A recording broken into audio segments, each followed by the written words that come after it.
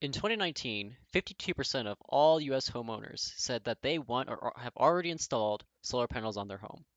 If you clicked on this video, chances are you might be one of them.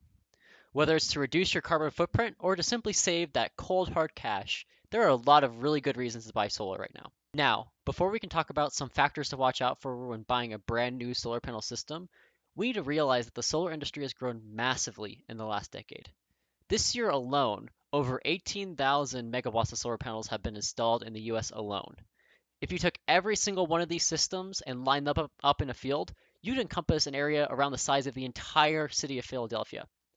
This rapid expansion has created a vast variety of different companies and options to choose from, which can be overwhelming, especially as a consumer. So this video is designed to give you a few guidelines and ideas to keep in mind when completing your purchase. A key thing to remember about purchasing a new solar system is that it is an investment. These panels are going to be with you for a while, up to several decades.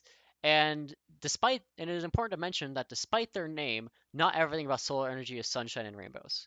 They require toxic chemicals to manufacture, they're harder to install in older homes, they will eventually require some maintenance, and they add a considerable load on your roof, which will cause additional wear and tear on your actual home.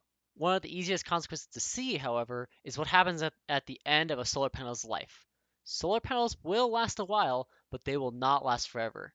And a key problem is what happens to the solar panels after you are done with them.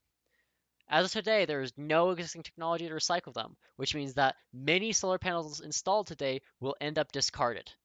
Think about how much would be involved in dealing with a Philadelphia-sized landfill.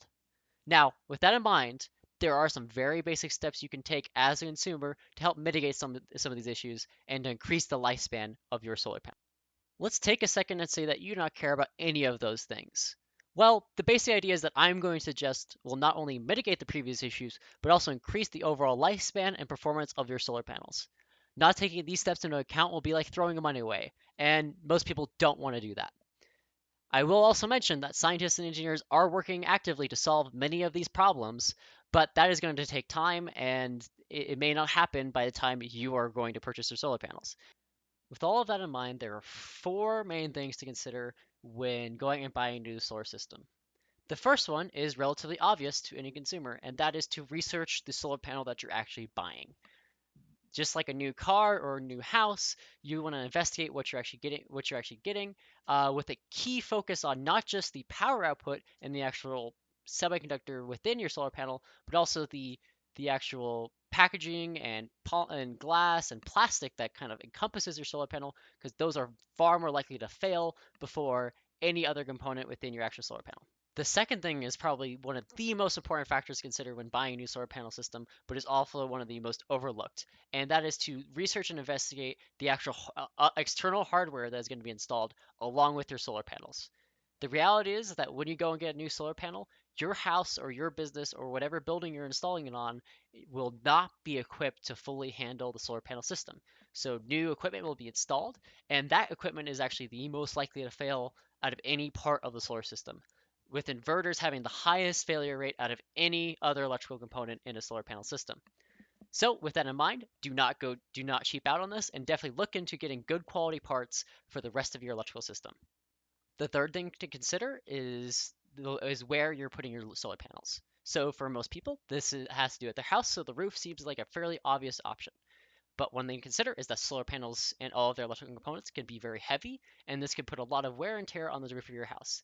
This can be managed for, but it's something that you need to consider when you're actually getting your solar panels and getting them installed.